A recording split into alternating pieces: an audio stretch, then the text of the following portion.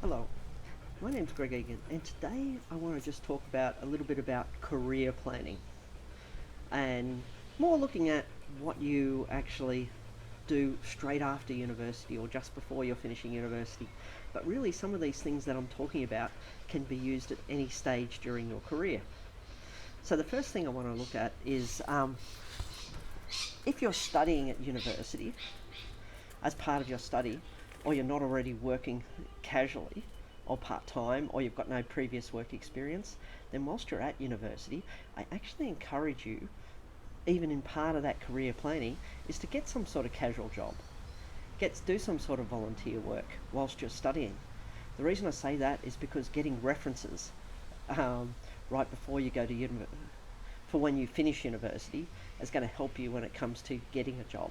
And also it starts to get you into the workforce, whether it's in a volunteer or a paid capacity, to actually help you.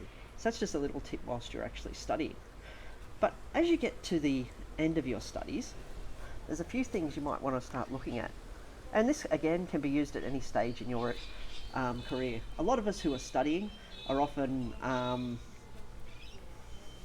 lot of us that are actually studying have already been in the workforce for a while, or maybe it's our second degree.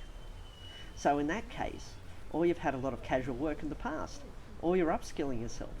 So if that's the case, update your resume. This is the first thing you want to do in your career planning. You want to go through your resume, update all your skills and knowledge, and get it up to scratch. And there's a lot of various sorts of resume templates you can find online for this, like even on some of the job sites like Seek. The second thing that you want to do is start to look at the various career pathways that you can actually take with your degree. And this can start by, so the number one thing is get your resume together. Number two is start investigating. So what are some of the pathways I can actually take with this degree? You can start to do this by looking at various job sites. So you might want to look at places like Seek or Career One or or LinkedIn, other sorts of job sites out there, or to get a feel for what's actually out there. Actually, I'll come back to LinkedIn in a minute. You can even go on the university websites to look at possible career pathways. So go on these job sites, sort of do a bit of a search for the types of jobs that are actually out there. Even go on the government job sites, or go on different sorts of non-for-profits sort of job sites to sort of get a feel for the sort of different career pathways you could actually take with your degree. Because you want to get a feel for, where do I want to go career-wise? But I'm not going to know where I want to go career-wise unless I know what opportunities are available to me with this university degree. So the reason I want to come back to LinkedIn as a app on your phone, LinkedIn is really useful. Because one thing I've done in my career here and there, when I was interested in various career pathways, I actually went onto LinkedIn. And the reason I did that was because I was looking at the jobs I was actually interested in. And then I looked at the people that were in those positions and their profiles, because often in these LinkedIn profiles, they give a bit of a career history. So you get to see about what people did to get to where they are in their current career. And this can give you a little bit of an idea of helping you plan your career moving forward. So this is where LinkedIn can be quite useful. Go and look on there at some of your dream jobs and see how people ended up in their jobs with their various career pathways. Another thing, like as you come to finishing your university degree, look on the, go to the recruitment firms. Sometimes even email the recruitment firms that are actually out there, because so many of these recruitment firms have a lot of knowledge about the types of pathways you can take with your degree. Plus there's always a lot of jobs which are not advertised, and sometimes recruitment firms can help you in the long run actually getting a job. So they're another useful source to actually talk to.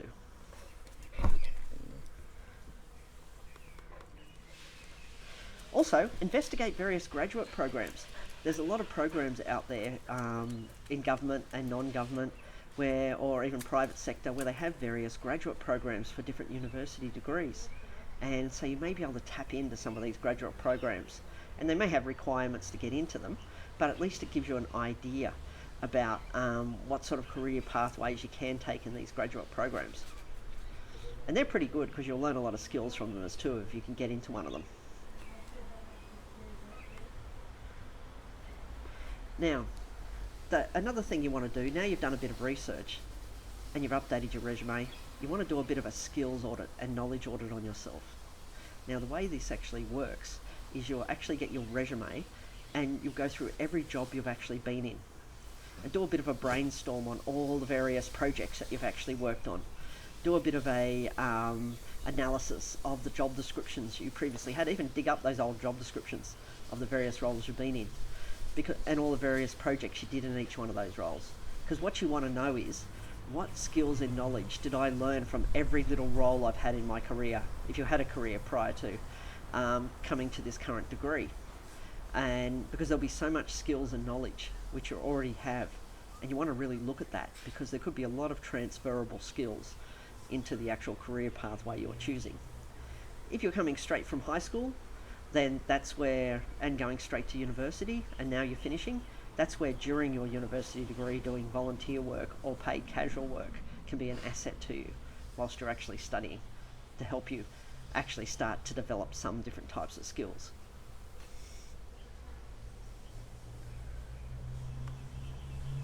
Another example is that some people that come into the workforce, they might think that their actual skills and knowledge is not relevant. Like when I was working in child protection, I often had people that would come with psychology and social work degrees, and they would be treated like they were a fresh graduate straight out of university. But the fact of the matter is, they'd worked in a lot of other welfare sectors potentially, like the non-for-profits, like the private sector, and I was in this government job. And so they thought none of their skills and knowledge was actually relevant to this government role they had just taken, which was wrong. When I went through their resumes, had a good look at them, they had so much skills and knowledge which was extremely relevant to the role they just got in government. So this is where it's always important to look at the skills and knowledge you actually bring with you, because that's going to be part of your marketing point. That's going to be part of your selling point when you go for some of these jobs once you come out of that university degree.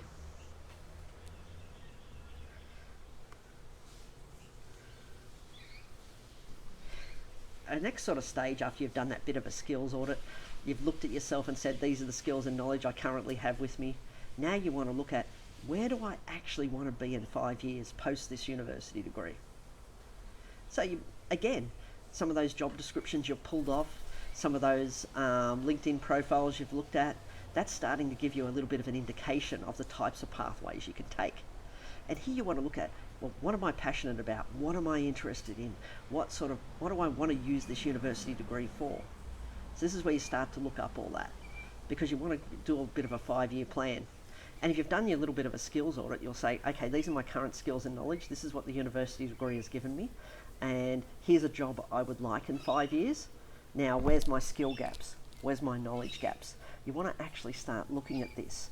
You want to be able to say, okay then, I've got to develop all these particular skills and knowledge to get to where I need to be. To do that, I'm going to have to do a variety of courses, or I'm going to have to apply for a variety of jobs, which are actually going to get me there. And so it's about finding those skill gaps to actually get you to where you need to go. Through this mapping exercise, you may even start to look at various jobs and various courses which you may be able to add value to your current skill sets and your current knowledge sets along the way. And so you start to look at, okay, well, I don't really want this particular job over here, but this particular job over here will give me certain skills and knowledge I need to move to the next stage. Or I might need to do like a certificate 4 in something, like a short college course, university course, TAFE course, some sort of small course that you might need to develop certain skills and knowledge. So you might look at those as well as things you can do along the way. Like in my career, I'd done a few different management courses, I'd done clinical supervision courses, I did certificate 4 in training and education. So I'd done all these little courses along the way, which actually helps me get various jobs as I was moving forward in my career.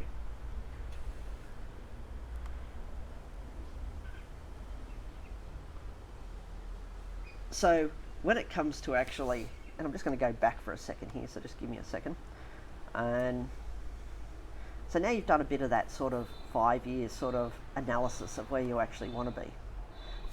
And you've gathered all your skills and knowledge. You've had a bit of a look at, this is the stuff that I need to learn to get me to where I need to be.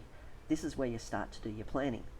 See, if you've done some of this background work, you're not going to take a scattergun approach to actually applying for different jobs, just going, I'll just take a job for the sake of it.